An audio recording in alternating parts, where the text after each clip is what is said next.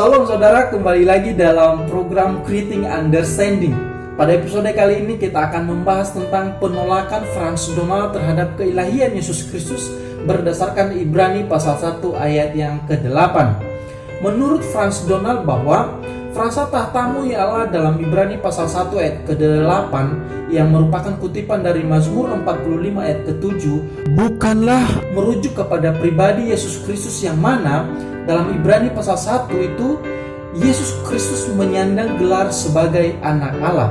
Menurut Frans Donal bahwa untuk memahami teks Ibrani 1 ayat 8 tersebut harus ditafsirkan berdasarkan Mazmur 45 ayat yang ke-7, di mana kata gantimu di sana berdasarkan konteks Mazmur 45 merujuk kepada seorang raja.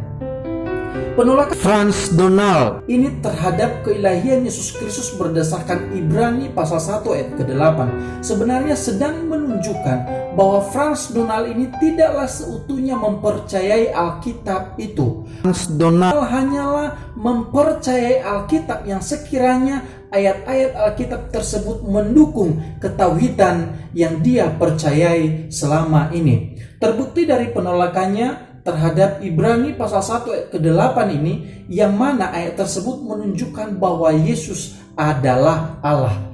Jadi bagi Frans Donal, Alkitab bukanlah sebagai sumber kebenaran mutlak, melainkan sumber sekunder di dalam mempertahankan eksistensi doktrin atau ajaran Unitariannya. Yang kedua adalah metode tafsir Frans Donal sang Unitarian ini sangatlah kacau dan sangat memprihatinkan. Kenapa saya mengatakan sangat kacau dan memprihatinkan? Menurut Frans Donal bahwa Ibrani pasal 1 ayat 8 harus ditafsirkan berdasarkan konteks perjanjian lama, di mana Ibrani pasal 1 ayat 8 ini dikutip yaitu dari Mazmur 45 ayat yang ke-7. Menurut saya ini adalah model penafsiran yang kacau dan lompatannya sangat jauh. Kenapa saya mengatakan kacau dan lompatannya sangat jauh? Saya menulis di sini kekacauannya, yaitu bahwa memahami sebuah kutipan tidaklah harus merujuk kepada orang-orang di mana teks kutipan tersebut dikutip ataupun diambil. Contohnya, dalam Matius pasal 4 ayat 7, ketika suatu kali iblis mencoba Yesus dan membawanya ke atas bumbungan bait Allah, di mana Yesus berkata kepada iblis bahwa janganlah engkau mencobai Tuhan Allahmu, yang dikutip dalam Ulangan pasal 6 ayat 16. Pertanyaannya adalah, apakah kata engkau di sana harus ditafsirkan merujuk kepada orang Israel atau kepada iblis? Jika mengatakan bahwa kata engkau di sana merujuk kepada Israel, maka saya katakan bahwa ini adalah sebuah penafsiran yang kacau dan benar-benar bodoh. Dan inilah yang dilakukan oleh Frans Donal. Yang kedua, saya katakan bahwa lompatan penafsiran yang dilakukan oleh Frans Donal ini terlalu jauh. Lompatan penafsiran yang terlalu jauh yang saya maksudkan adalah bahwa untuk menafsirkan sebuah kata, maka kita harus menafsirkan kata tersebut berdasarkan ayat di mana kata tersebut berada. Kemudian lebih luasnya lagi kita menafsirkannya berdasarkan alinea yang ada. Lebih luasnya lagi berdasarkan pasal. Lebih luasnya lagi berdasarkan kitab atau surat. Dan lebih luasnya lagi berdasarkan perjanjian lama dan perjanjian baru. Dan inilah yang tidak disadari dan yang dilakukan oleh Frans Donal. Karena memang tujuannya adalah bukan untuk mencari kebenaran, melainkan bagaimana doktrin yang dimilikinya selama ini memiliki legalitas yang kuat dengan mencomot ayat-ayat yang ada di dalam Alkitab.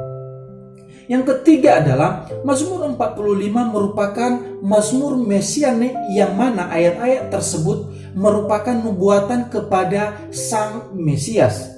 Hal ini selaras dengan penafsiran para rabi-rabi Yahudi yang percaya dan meyakini bahwa Mazmur 45 merupakan nyanyian kepada Raja Mesias.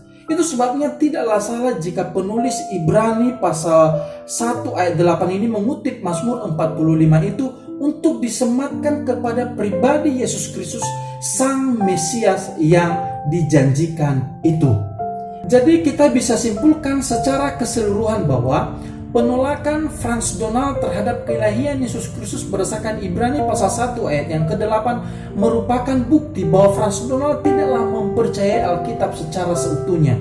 Yang kedua adalah Frans Donald di dalam melakukan penafsiran sangat kacau, di mana dia menggunakan gaya kutu loncat, di mana melompat dari ayat yang satu ke ayat yang lain. Dan yang ketiga adalah Frans Donald terlalu polos di dalam menafsirkan Mazmur 45 yang justru merupakan nyanyian pengejaran tentang Raja Mesias. Itu sebabnya saudara yang dikasihi dalam nama Tuhan Yesus, marilah kita memiliki pengertian yang benar tentang iman percaya kita, sehingga kita tidak mudah digoyahkan oleh ajaran-ajaran yang sesat di akhir zaman ini, yang ditawarkan oleh orang-orang yang memiliki tujuan-tujuan tertentu demi memuaskan doktrin ataupun ajaran yang mereka anut selama ini. Itu sebabnya mari kita terus mempersiapkan diri kita, mari kita mempelajari Alkitab kita dengan sungguh-sungguh, sehingga kita bisa juga memberikan pengertian yang benar terhadap orang-orang yang mempertanyakan iman Kristen kita. Ikutin terus program ini. Pada episode berikutnya kita akan membahas topik-topik yang lebih menarik lagi, sehingga kita semakin dipersiapkan menyambut kedatangan mempelai surga kita. Tuhan Yesus memberkati.